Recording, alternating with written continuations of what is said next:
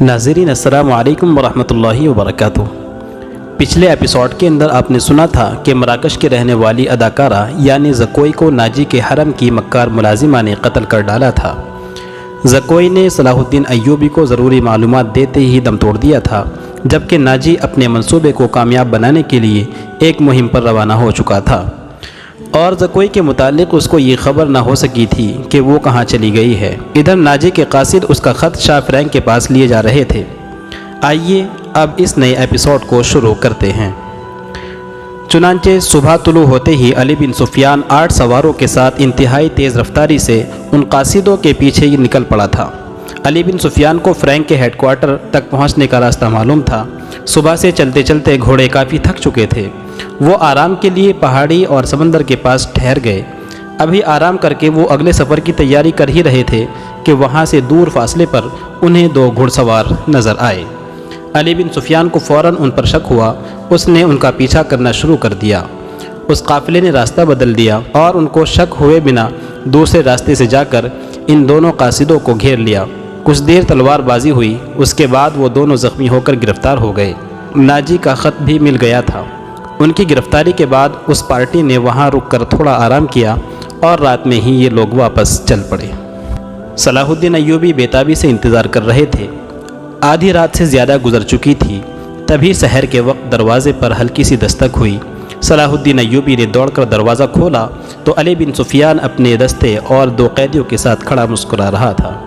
صلاح الدین ایوبی نے خوش ہو کر علی بن سفیان کو سینے سے لگا لیا۔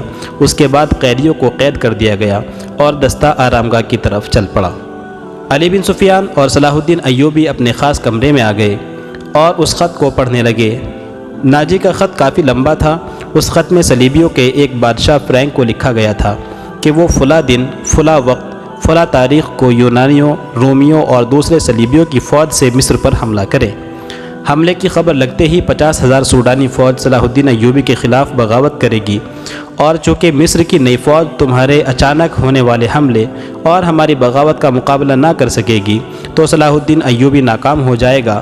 ہم اس کو گرفتار کر لیں گے اور یہاں پر میری حکومت قائم ہو جائے گی۔ اس سب کارروائی کے بدلے میں تم مصر کا آدھا حصہ لے لینا۔ یہ خط پڑھنے کے بعد صلاح الدین ایوبی نے فوراً ایک دستہ بھیج کر ناجی اور اس کے خاص لوگوں کو گھر میں ہی نظر بند کروا دیا اور اس کے حرم کی تمام عورتیں آزاد کر ڈالی۔ اس کا ذاتی مال سرکاری مال میں جمع کر دیا گیا۔ اس کے بعد صلاح الدین ایوبی نے ناجی کے اس خط میں کچھ چیزیں چینج کر ڈالی، جیسے حملے کی تاریخ اور دن وغیرہ۔ پھر 2 ذہین قاصدوں کے ہاتھوں وہ پیغام فرینک تک پہنچا دیا گیا۔ ساتھ ہی سوڈانی اور مصری فوج کو ایک ساتھ کرنے کا جو فیصلہ تھا اس کو واپس کر لیا گیا۔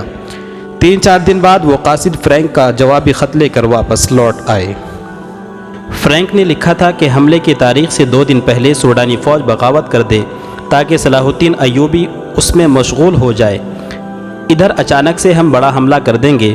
یہ جواب دیکھ کر صلاح الدین ایوبی مسکرائے اور علی بن سفیان سے کہا کہ ہمارے ان قاصدوں کو بھی باعزت نظر بند کر دو تاکہ یہ راز فاش نہ ہو جائے۔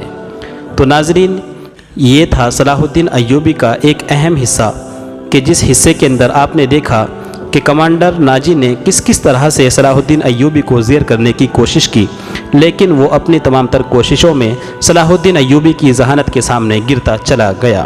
اگلے ایپیسوڈ کے اندر ہم آپ کو بتلائیں گے کہ شاہ فرینک کی فوج نے کس طرح سے حملہ کیا اور کس طرح سے صلاح الدین ایوبی نے تمام بغاوتوں اور تمام حملوں کو ناکام کر کے اپنی حکومت پھر سے بحال کر ڈالی۔